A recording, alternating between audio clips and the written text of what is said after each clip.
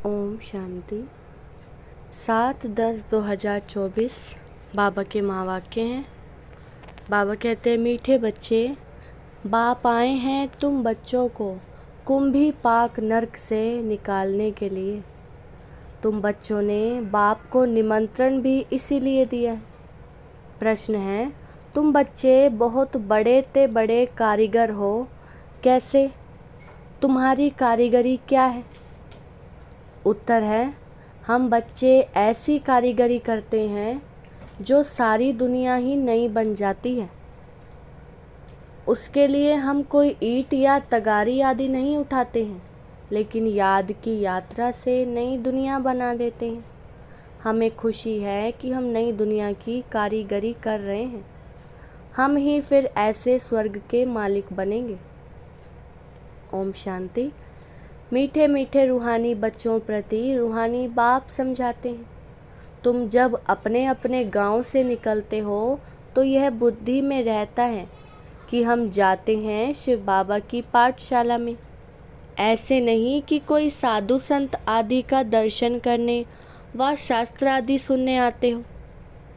तुम जानते हो हम जाते हैं शिव बाबा के पास। दुनिया के मनुष्य तो समझते हैं कि शिव ऊपर में रहते हैं। वह जब याद करते हैं तो आंखें खोल कर नहीं बैठते, वह आंखें बंद कर ध्यान में बैठते हैं। शिवलिंग जो देखा हुआ होता है, पर शिव के मंदिर में जाएंगे तो भी शिव को याद करेंगे तो ऊपर में देखेंगे, वह मंदिर याद आएगा। कई फिर आंखें बंद कर बैठते हैं, समझते हैं दृष्टि कहाँ भी नाम रूप में अगर जाएगी तो हमारी साधना टूट जाएगी। अभी तुम बच्चे जानते हो, हम भल शिव बाबा को याद करते थे। कोई श्री कृष्ण को याद करते, कोई राम को याद करते, कोई अपने गुरु को याद करते। गुरु का भी छोटा लॉकेट बनाकर पहनते हैं, गीता का भी इतना छोटा लॉकेट बनाकर पहनते हैं। भक्ति मार्ग में तो सब ऐसे ही है। घर बैठे भी याद करते हैं, याद में यात्रा करने भी जाते हैं। चित्र तो घर में रखकर पूजा कर सकते हैं, परंतु यह भी भक्ति की रस्म पड़ी हुई है। जन्म जन्मांतर यात्राओं पर जाते हैं, चारों धाम की यात्रा करते हैं। 4 धाम क्यों कहते हैं? वेस्ट, ईस्ट, नॉर्थ, साउथ, चारों का चक्कर लगाते हैं। भक्ति मार्ग जब शुरू होता है तो पहले एक की भक्ति की जाती है, उसको कहा जाता है अव्यभिचारी भक्ति। सतो प्रधान थे, अभी तो इस समय तमो प्रधान है। भक्ति भी व्यभिचारी, अनेकों को याद करते रहते हैं। तमो प्रधान 5 तत्वों का बना हुआ शरीर, उनको भी पूजते हैं, तो गोया तमो प्रधान भूतों की पूजा करते हैं। परंतु इन बातों को कोई समझते थोड़े ही है। बल यहाँ बैठे हैं, परंतु बुद्धि योग कहाँ भटकता रहता है। यहाँ तुम बच्चों को आंख बंद कर शिव बाबा को याद नहीं करना है। जानते हो बाप बहुत बहुत दूर देश का रहने वाला है। वह आकर बच्चों को श्रीमत देते हैं। श्रीमत पर चलने से ही श्रेष्ठ देवता बनेंगे।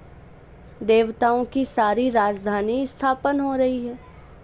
तुम यहाँ बैठे अपना देवी देवताओं का राज्य स्थापन करते हो। पहले तुमको पता थोड़े ही था कि वह कैसे स्थापन होता है।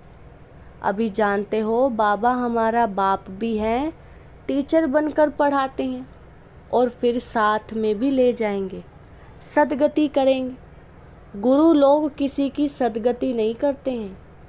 यहाँ तुमको समझाया जाता है यह एक ही बाप टीचर और सतगुरु है। बाप से वर्षा मिलता है, सतगुरु पुरानी दुनिया से नई दुनिया में ले जाएंगे। इन सब बातों को बूढ़ी बूढ़ी माताएं तो समझ ना सके। उन्हों के लिए मुख्य बात है अपने को आत्मा समझ शिव बाबा को याद करना है। हम शिव बाबा के बच्चे हैं, हमको बाबा स्वर्ग का वर्षा देंगे। बूढ़ी माताओं को फिर ऐसे ऐसे तोतली भाषा में बैठ समझाना चाहिए। यह तो हर एक आत्मा का हक है बाप से वर्षा लेना। मौत तो सामने खड़ा है। पुरानी दुनिया सो फिर नई बननी है, जरूर नई सो पुरानी। घर को बनने में कितने थोड़े मास लगते हैं, फिर पुराना होने में 100 वर्ष लग जाते हैं। अभी तुम बच्चे जानते हो, यह पुरानी दुनिया अब खल्लास होनी है। यह लड़ाई जो अब लगती है वह फिर 5000 वर्ष के बाद लगेगी। यह सब बातें बुढ़ियाएँ तो समझ ना सके, यह फिर ब्राह्मणियों का काम है उन्हों को समझाना। उनके लिए तो एक अक्षर ही काफ़ी है कि अपने को आत्मा समझ बाप को याद करो। तुम आत्मा परम धाम में रहने वाली हो, फिर यहाँ शरीर लेकर पार्ट बजाती हो। आत्मा यहाँ दुख और सुख का पार्ट बजाती है। मूल बात बाप कहते हैं, मुझे याद करो और सुख धाम को याद करो। बाप को याद करने से पाप कट जाएंगे और फिर स्वर्ग में भी आ जाएंगे। अब जितना जो याद करेंगे उतना पाप कटेंगे। बुढ़ियाएँ तो हिरी हुई हैं, सत्संगों में जाकर कथा सुनती हैं। उन्हों को फिर घड़ी घड़ी बाप की याद दिलानी है। स्कूल में तो पढ़ाई होती, कथा नहीं सुनी जाती। भक्ति मार्ग में तो तुमने ढेर कथाएं सुनी हैं, परंतु उनसे कुछ भी फ़ायदा नहीं होता है। छी दुनिया से नई दुनिया में तो जा न सके। मनुष्य ना तो रचयिता बाप को ना रचना को जानते हैं, नेति नेति कह देते हैं। तुम भी आगे जानते नहीं थे, अभी तुम भक्ति मार्ग को अच्छी रीति जान गए हो। घर में भी बहुतों के पास मूर्तियाँ होती हैं, चीज़ वही है। कोई कोई पति लोग भी स्त्री को कहते हैं, तुम घर में मूर्ति रख बैठ पूजा करो, बाहर धक्का खाने क्यों जाती हो, परंतु उन्हों की भावना रहती है। अभी तुम समझते हो, तीर्थ यात्रा करना माना भक्ति मार्ग के धक्के खाना। अनेक बार तुमने 84 के चक्र काटे। सतयुग त्रेता में तो कोई यात्रा नहीं होती, वहाँ कोई मंदिर आदि नहीं होता। यह यात्राएं आदि सब भक्ति मार्ग की ही होती हैं। ज्ञान मार्ग में यह सब कुछ होता नहीं, उनको कहा जाता है भक्ति। ज्ञान देने वाला तो एक के सिवाय दूसरा कोई नहीं है। ज्ञान से ही सद्गति होती है। सद्गति दाता एक ही बाप है। शिव बाबा को कोई श्री श्री नहीं कहते, उनको टाइटल की दरकार नहीं, यह तो बड़ाई करते हैं, उनको कहते ही शिव बाबा हैं। तुम बुलाते हो, शिव बाबा हम पतित बन गए हैं, हमको आकर पावन बनाओ। भक्ति मार्ग के दुबन में गले तक फंस पड़े हैं, फंसकर फिर चिल्लाते हैं। विषय वासना के दुबन में एकदम फंस पड़ते हैं, सीढ़ी नीचे उतरते उतरते फंस पड़ते हैं। कोई को भी पता नहीं पड़ता, तब कहते हैं बाबा हमको निकालो।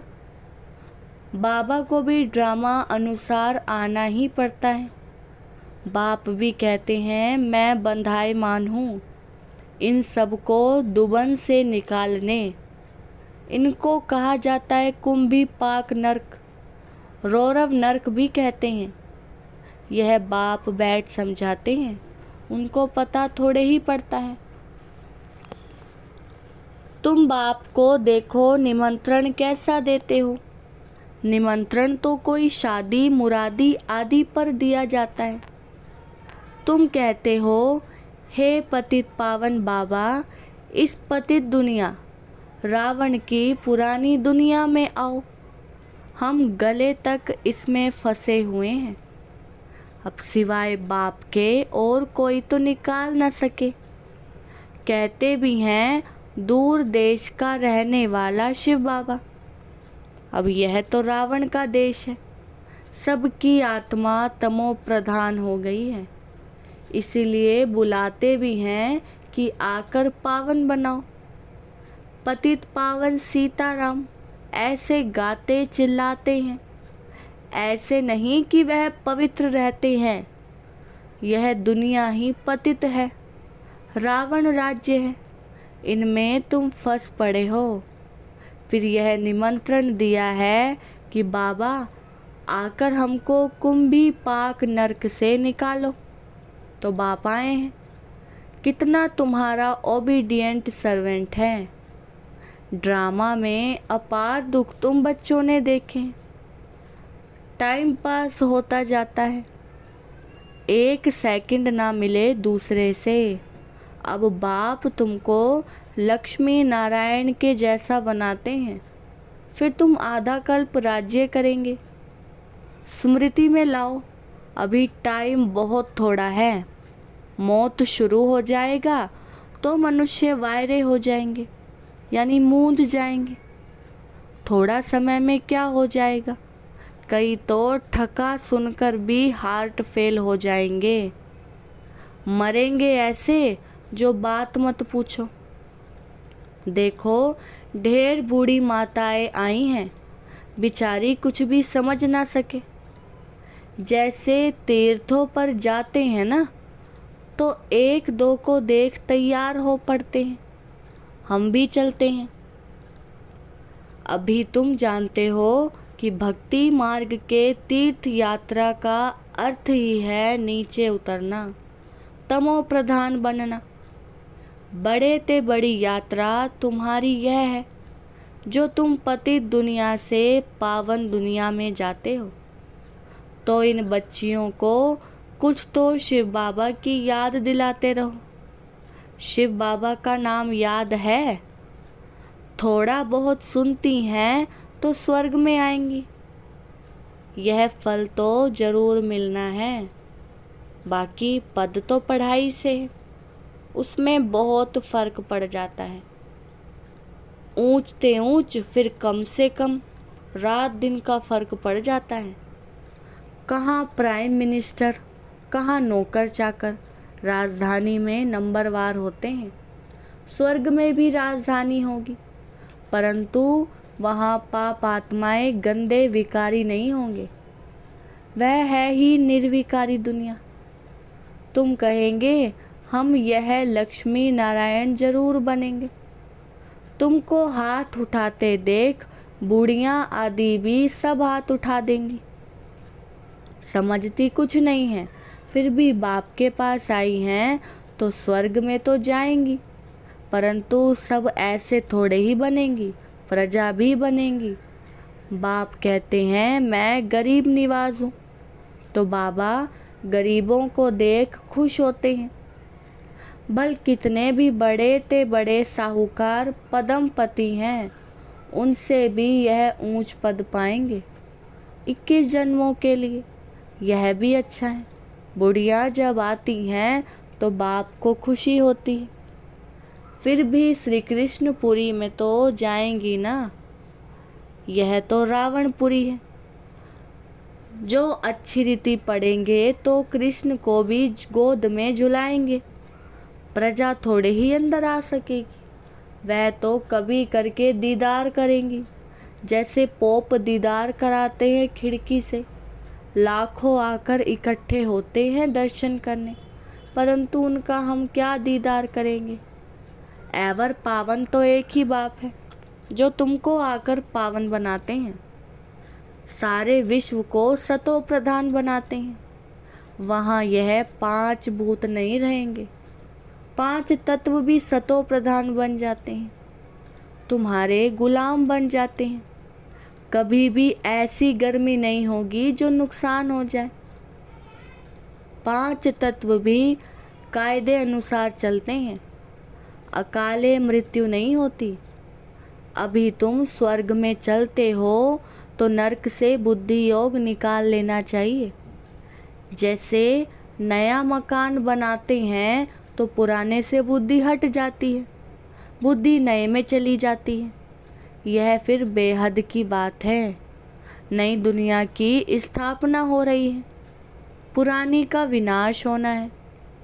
तुम हो नई दुनिया स्वर्ग बनाने वाले। तुम बहुत अच्छे कारीगर हो, अपने लिए स्वर्ग बना रहे हो। कितने बड़े अच्छे कारीगर हो। याद की यात्रा से नई दुनिया स्वर्ग बनाते हो। थोड़ा भी याद करो तो स्वर्ग में आ जाएंगे। तुम गुप्त वेश में अपना स्वर्ग बना रहे हो। जानते हो हम इस शरीर को छोड़ फिर जाकर स्वर्ग में निवास करेंगे। तो ऐसे बेहद के बाप को भूलना नहीं चाहिए। अभी तुम स्वर्ग में जाने के लिए पढ़ रहे हो, अपनी राजधानी स्थापन करने के लिए पुरुषार्थ कर रहे हो। यह रावण की राजधानी खलास हो जानी है तो अंदर में कितनी खुशी होनी चाहिए कि हमने यह स्वर्ग तो अनेक बार बनाया है, राजाई ली फिर गवाई है। यह भी याद करो तो बहुत अच्छा।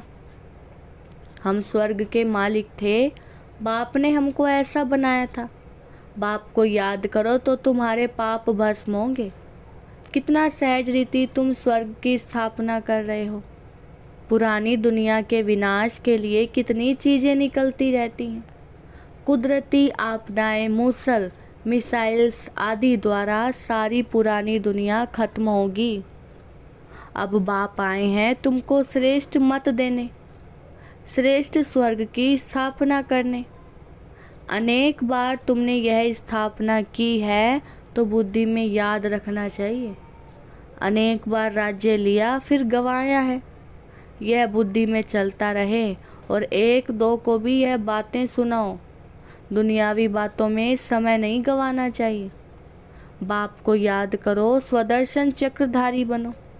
यह बच्चों को अच्छी रीति सुनकर फिर बहुत उगारना है, सिमरन करना है कि बाबा ने क्या सुनाया। शिव बाबा और वर्षे को तो जरूर याद करना चाहिए। बाप हथेली पर बहिष्ट ले आए हैं।